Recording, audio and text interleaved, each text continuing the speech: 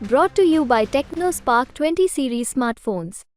आज की इस वीडियो की शुरुआत दुष्यंत चौटाला के इस ट्वीट से करेंगे, जिस ट्वीट में लिखा है, जिंदगी में ये हुनर भी आजमाना चाहिए, जंग अगर अपनों से हो तो हार जाना चाहिए। उनके इस कैप्शन को अलग अलग राजनीतिक चश्मों से देखा जा रहा है।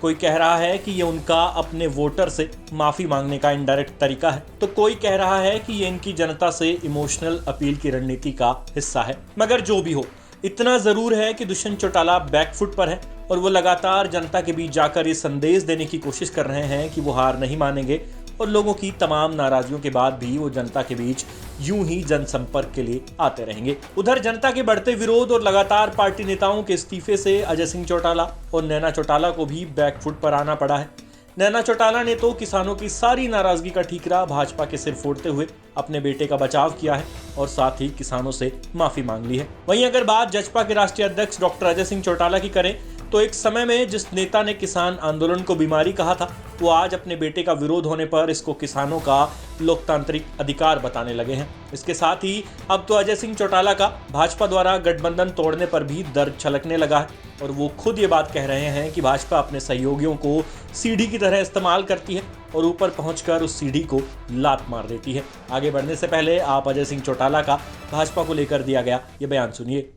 मैं ही नहीं कहता, जितने भी राजनीतिक दलों ने भारतीय जनता पार्टी के सहयोग के तौर पे काम किया है, वो सब ये कह रहे हैं कि ये सीढ़ी के तौर पे इस्तेमाल करते हैं, चढ़ने के लिए ऊपर तक जाते हैं और बाद में सीढ़ी को लात मार के गिरा देते हैं। तो राजनीतिक प्रक्रिया है, हर चुनाव के दौरान, हर चुनाव से पहले चलती रहती है।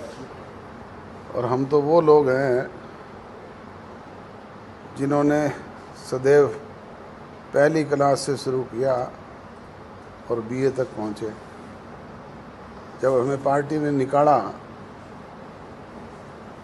मेरे को, दिग्विजय दुष्यंत को, तब तो कोरी क्लास थी, स्लेट पे थूक करके लिखना शुरू किया था कि नहीं किया था, और सत्ता के दहलीज तक पहुँचे कि नहीं पहुँचे। इन चीज़ों से कोई फ़र्क नहीं पड़ता, कौन आया कौन गया।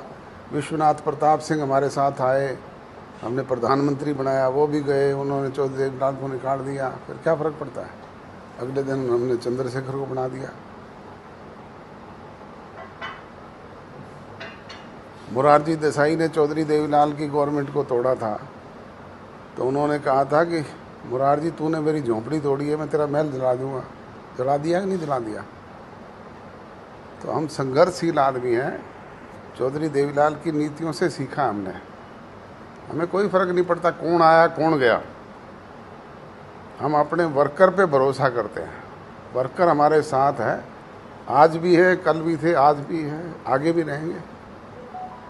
कल नैना चौटाला आई थी, उन्होंने घेरा तो उन्होंने कहा कि जो दुष्यंत का विरोध करे, किसानों से माफी के लिए अपील उन्होंने की है। तो आप क्या मानते हैं, इस विरोध का समाधान कैसे होगा? समाधान, हमने कोई किसान विरोधी काम आज तक किया हो तो बताओ। किसान की 14 फसलें एमएसपी प्राइस पे बिकवाई कि नहीं बिकवाई। आज वही सरसों है, ढेर लगे हुए मंडियों में, आप जाके देखो।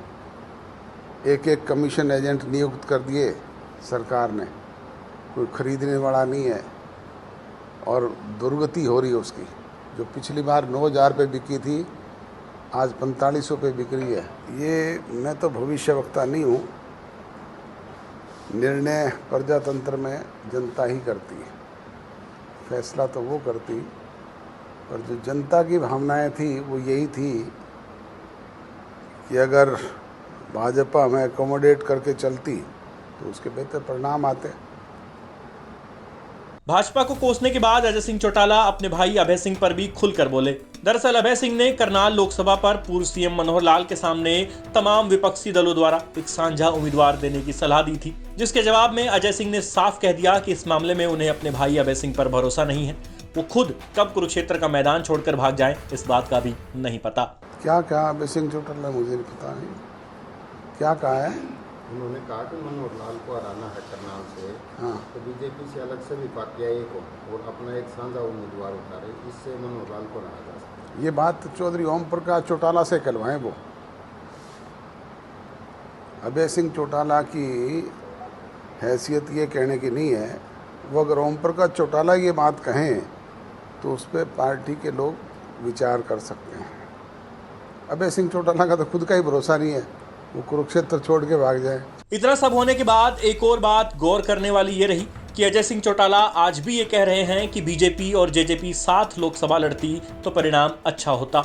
उनका ये बयान दिखाता है कि सत्ता के नफे नुकसान के लिए आज भी वो भाजपा को एक अच्छा पार्टनर मानते हैं। ऐसे में अब देखना होगा कि अजय सिंह चौटाला का परिवार आज राजनीति के जिस पड़ाव पर खड़ा है, यहाँ से आगे किस ओर जाएगा। क्या प्रदेश की जनता फिर से इस परिवार और इस पार्टी पर भरोसा कर पाएगी या नहीं। भिवानी से हरियाणा तक के लिए जगबीर की रिपोर्ट।